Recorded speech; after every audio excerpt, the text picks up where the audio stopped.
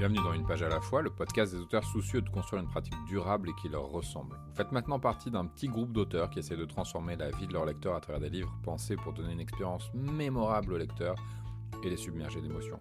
Mais parce que le système repose sur l'exploitation des auteurs, nous cherchons à travailler différemment. Nous devons être plus malins. Nous le faisons à travers une pratique consciente et audacieuse, et ce podcast vous donne un aperçu de la vie quotidienne d'un auteur indépendant. Prêt ? On est parti. Ok, je réenregistre ce podcast parce que j'ai fait une fausse manip et que j'ai effacé tout ce que j'avais déjà enregistré, ce que j'adore. Bon, c'est un bon rappel de la nécessité d'enregistrer son travail régulièrement et de pas se précipiter quand on est sur les ordi. Donc il est 17h, j'enregistre ça ce soir parce que ce matin, contrairement à d'habitude, j'ai fait d'autres choses. J'avais plein de petites idées qui pétillaient dans ma tête et quand c'est comme ça, c'est souvent difficile pour moi de trouver du focus. J'avais besoin de tout lister et tout diffuser à différents endroits sur ma plateforme. Il y a des choses pour le mastermind, il y avait des choses pour Facebook, il y avait des choses pour mon blog. Et ça fait que j'ai pas fait le podcast en début de journée comme je le fais d'habitude. C'est intéressant aussi pour moi d'explorer et d'expérimenter avec d'autres moments pour le faire. Aujourd'hui, on a eu une super bonne session de planification avec les auteurs qui participent au mastermind. C'est un truc qu'on fait en début de mois, chaque mois. On se pose et on regarde ce qu'on a à faire dans le mois, on regarde nos objectifs, on pose nos priorités pour pouvoir intégrer l'écriture à la vie. Parce qu'on sait très bien qu'une des problématiques que rencontrent les auteurs, c'est de réussir à écrire au milieu de tout le reste. On a tous cette espèce de fantasme de sessions d'écriture très préservées, qui sont un petit peu à l'écart du quotidien, dans des espaces de rêve, où on va pouvoir traîner le matin, prendre notre café ou notre thé, en regardant par la fenêtre, idéalement la plage ou la montagne, et puis après on va se mettre à lire un petit peu ce qu'on a fait la veille, et puis on va rêvasser, et puis on va écrire un peu, et puis on va aller regarder encore par la fenêtre, et puis on va se mettre à écrire, et à la fin de la journée on aura par miracle réalisé 1, 2 ou 3 chapitres, et on recommencera le lendemain, et tout ça aura été dans une espèce d'euphorie globale, générale et de béatitude totalement géniale. Et effectivement, quand on arrive à préserver des moments de retraite d'écriture où on peut vraiment faire que ça, c'est chouette. Mais c'est aussi, je pense, dommageable de se limiter à ces moments-là et d'être frustré quand on ne peut pas avoir ces moments-là. Il faut en faire des moments d'exception, des moments pendant lesquels on peut de manière assez extraordinaire se consacrer à notre écriture sur un autre registre et avec une autre saveur. La réalité, c'est que le quotidien est plutôt envahissant et qu'on a plein de choses à faire. Si vous avez un boulot, une famille, des amis, d'autres projets, tout d'un coup, on doit trouver comment imbriquer les choses les unes dans les autres. Et c'est pour ça que chaque mois, dans le mastermind, ce qu'on fait comme une sorte d'hygiène créative, c'est qu'on regarde en face la réalité, on se dit, ok, voilà ce que j'ai à faire déjà, voilà tout le temps qui est déjà pris. Et à l'intérieur de ce temps-là, il faut quand même que j'arrive à trouver des espaces d'écriture parce que c'est important pour moi de finir mes projets. Donc ce qu'on commence à faire, c'est redéfinir les projets qui sont prioritaires pour le mois, ceux qu'on a vraiment envie de faire, parce que c'est cette réaffirmation de notre intention, elle est hyper riche pour pouvoir mobiliser nos ressources et mobiliser notre attention créative sur les projets. Et après, on se dit, puisque c'est important pour moi et que pour que ça avance, il faut que j'y consacre du temps, quels sont les endroits où je peux créer ce temps ? Et donc on faisait ça aujourd'hui. Et à l'intérieur de ça, on a eu des conversations hyper intéressantes sur la communication, sur le fait de laisser la place au lecteur et laisser le lecteur nous dire ce que nos livres lui apportent et faire confiance aussi à ce que le lecteur nous dit de ce que nos livres lui apportent et sur comment alimenter par exemple une plateforme, un blog, une newsletter, ce genre de choses. Il y a eu un petit peu un fil rouge qui s'est dessiné dans ma journée, qui a commencé par une conversation que j'ai eue avec mon fils ce matin, mon fils qui est au collège, où je disais que ça pourrait être cool de temps en temps d'avoir des sessions d'hyper-focalisation où on pourrait se dire « Ok, maintenant hyper-focus ». Là, il prend un cahier au hasard dans son armoire de cahier d'école et il prend une leçon et il travaille sa leçon pendant 10, 15, 20 minutes et après c'est fini, fin de la session d'hyperfocus, on range le cahier et on passe à autre chose et la vie continue. Pourquoi ? Parce que ça permet d'apprendre à être adaptable et à mobiliser rapidement ses ressources sur une matière et d'apprendre à être hyper concentré. Et cette hyper concentration, derrière, elle génère de l'efficacité.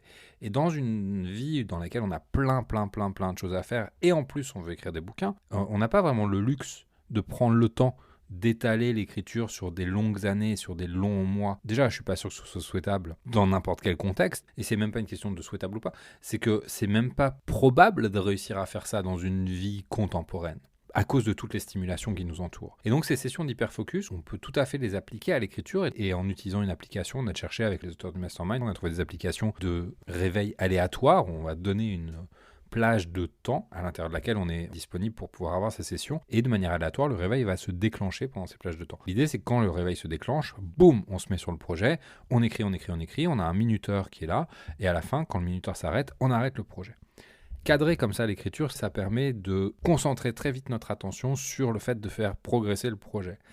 À l'inverse, quand vous rentrez dans une session d'écriture sans vraiment d'échéance, vous prenez le temps de vous échauffer, de relire, de vous poser la question de ce que vous allez raconter, d'hésiter, de revenir en arrière, d'aller faire un petit truc, et puis finalement c'est pas ça, et vous effacez, vous recommencez, et ça traîne.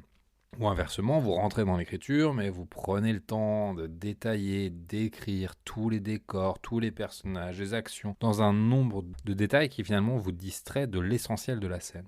En vous obligeant à écrire de manière courte, dans mes ateliers, moi depuis le début des ateliers, il y a 15 ans, je fais des sessions d'écriture courtes, c'est-à-dire on travaille sur 8 à 12 minutes par session de production, et après on discute, et il y a plusieurs sessions de production dans un atelier. En faisant ça, on s'entraîne à rentrer plus vite dans la matière, à rentrer plus vite dans le cœur de la scène, à rentrer plus vite dans la justesse des personnages, et pas à tourner autour comme on a l'habitude de faire.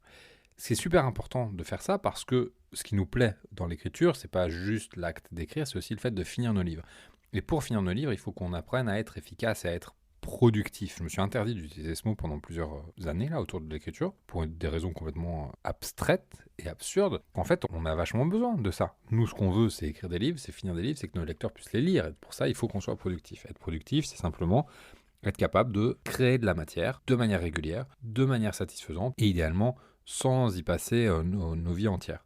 Cette idée d'écrire par session courte, très rapide, hyper concentrée, elle est reliée à une autre idée qui est l'idée du temps d'apprentissage et du fait qu'il faut faire et refaire et vivre une expérience plusieurs fois, souvent de manière frustrante, pour pouvoir dépasser certaines limites que notre production a acquises et arriver dans un autre champ de production. Au début, quand les participants de mes ateliers viennent dans les ateliers, quand je leur donne 12 minutes pour écrire, il y en a beaucoup qui n'arrivent pas à finir, qui me disent à la fin « c'était trop court, j'ai à peine commencé ma scène ». Je leur donne pas plus de temps. Je leur dis, c'est pas grave, on fera la prochaine session, ce sera plus efficace. Et celle d'après sera plus efficace. Et ça leur prend plusieurs semaines pour apprivoiser le format. Et au bout d'un moment, la part en eux qui crée, c'est ce qu'elle est capable de faire, ce qu'elle peut faire rentrer dans 12 minutes. Et donc, l'écriture s'adapte aussi pour aller plus à l'essentiel. Et après, ça ne veut pas dire qu'on est limité. On peut très bien faire plusieurs sessions de 12 minutes, faire une première session qui va donner le fond, une deuxième session qui va rajouter de l'habillage en mettant des décors, en donnant de la chair au personnage, une autre session qui va rajouter de la thématique.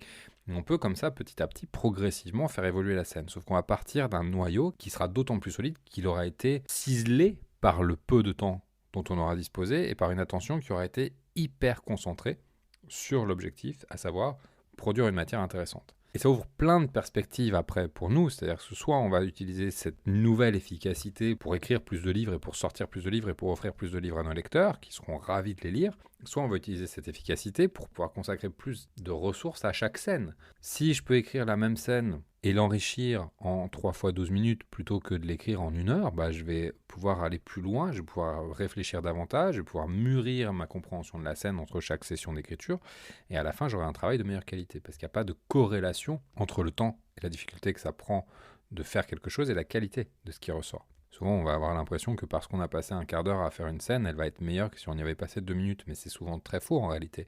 Quand on compare 2 scènes, on n'a aucun moyen de savoir laquelle a été la plus longue à écrire. Et parfois, quand c'est facile, quand ça va vite, c'est aussi parce que c'est clair. Et moi, je suis toujours suspicieux d'une scène qui est longue à écrire ou d'un texte qui est long à écrire et qui demande beaucoup d'efforts à son auteur. Parce que pour moi, c'est la marque non pas d'un travail qualitatif, mais surtout c'est la marque d'un manque de clarté sur les intentions de l'écriture et sur les intentions de la scène. Pour boucler, je voudrais vous inviter à expérimenter avec ces outils, donc soit de vous donner des petites sessions d'écriture en utilisant un minuteur pour voir comment ça mobilise différemment votre attention d'écriture et votre compétence d'écriture, de voir si vous pouvez vous surprendre vous-même en vous donnant des sessions flash comme ça, d'hyperfocalisation pendant lesquelles vous sautez sur le projet sans préparation, pour voir ce que ça donne aussi, parce qu'il y a un truc intéressant à aller voir là-dedans. Je voulais ajouter un autre point, avant de vous laisser d'ailleurs, sur cette question de finir plus régulièrement des textes, c'est que la confiance, elle se construit dans le fait de terminer. Il y a quelque chose dans le fait d'achever un projet qui permet l'intégration de l'expérience. Simplement avancer sur un projet pendant un temps long sans jamais vraiment le finir, ne donne pas la même sensation de réalisation, d'achèvement, et donc ne nourrit pas de la même manière votre confiance en vous et dans votre processus. Quand vous donnez des contraintes plus courtes à vos projets, vous vous donnez aussi l'opportunité de finir des projets plus souvent. Et à chaque fin de projet, il y a quelque chose qui se passe en vous qui dit « je suis capable de le faire ». Je l'ai déjà fait 1 fois, j'ai déjà fait 2 fois, j'ai déjà fait 10 fois, j'ai déjà fait 100 fois, j'ai plus confiance dans ma capacité à le faire une 101e fois que de le faire une première fois. C'est pour ça que j'encourage toujours les auteurs qui ont des projets qui sont longs, qui traînent comme ça depuis des années. Parfois, j'ai rencontré des auteurs qui avaient des projets qui traînaient depuis 20 ans. Je les encourage, ces auteurs-là, à finir rapidement quelque chose, à extraire, par exemple, une nouvelle d'un grand roman ou d'une grande saga pour pouvoir avoir ce truc d'intégration et renforcer leur confiance en eux. Et je trouve préférable, pour la durabilité de votre pratique, de découper vos grands projets. Il n'y a pas de problème avec le fait d'avoir des projets ambitieux et d'envergure, mais dans ces cas-là, découpez-les en plein de petits textes que vous pouvez travailler comme des unités, comme Asimov a fait avec Fondation, par exemple. On voit dans la Fondation, quand vous lisez les romans, c'est en fait plein de petits textes qui sont indépendants et qui peuvent être lus sans perdre de sens. La juxtaposition de tous les petits textes fait qu'il y a un sens plus global qui s'en dégage, mais en fait, chaque texte est indépendant. Vous pouvez faire ça pour vos projets, c'est-à-dire extraire des morceaux, les terminer, renforcer votre confiance dans le projet, dans votre capacité à aller au bout du projet, et répéter ça plusieurs fois de manière rapide, parce que plus c'est rapide, mieux c'est, parce que ça, votre apprentissage va prendre moins de temps, ce qui vous permettra de rentrer dans la compétence et vraiment prendre votre plaisir dans le fait de faire quelque chose que vous savez faire et que vous avez de la confiance de savoir faire, plutôt. Pourquoi ces sessions d'hyperfocalisation? Pour gagner en efficacité, donc pour gagner du temps sur les projets eux-mêmes, en qualité aussi, parce qu'il y a une meilleure qualité d'attention qui est développée, et aussi en confiance dans votre capacité à finir, dans vos processus, parce que vous finissez plus tôt et plus régulièrement des projets. C'est tout pour moi. Je vous dis à demain. Il reste encore de la place pour le stage d'écriture de nouvelles qui aura lieu là, les 21 et 22 janvier, donc le samedi et le dimanche, de 13h à 18h, les 2 jours, pour un tarif de 180 €. Ce qu'on fait, c'est que vous avez des petites sessions courtes d'écriture. Pendant 12 minutes, vous écrivez des bouts de scène. Après cette écriture, on discute des intentions qui sont ressorties. Moi, je vous pose des questions pour mieux comprendre vos personnages, mieux comprendre ce que vous cherchez à raconter, mieux comprendre ce qui est intéressant pour vous dans l'histoire. Ce dialogue avec le texte vous permet de faire émerger son potentiel. Et ensuite, vous repartez dans l'écriture pour pouvoir aller explorer davantage, exploiter davantage et permettre davantage à ce potentiel de s'épanouir. Et par la répétition de cette mécanique-là, on écrit, puis on dialogue avec le texte, puis on écrit, puis on dialogue avec le texte, une nouvelle prend forme. Donc j'espère vous voir pendant le stage. Ce sera en visio, dans 2 semaines là, à peu près. Et le truc que j'oublie à chaque fois, c'est de vous demander de vous abonner sur la plateforme de votre choix à ce podcast, de le diffuser pour pouvoir lui donner de la visibilité. Je vous dis à bientôt.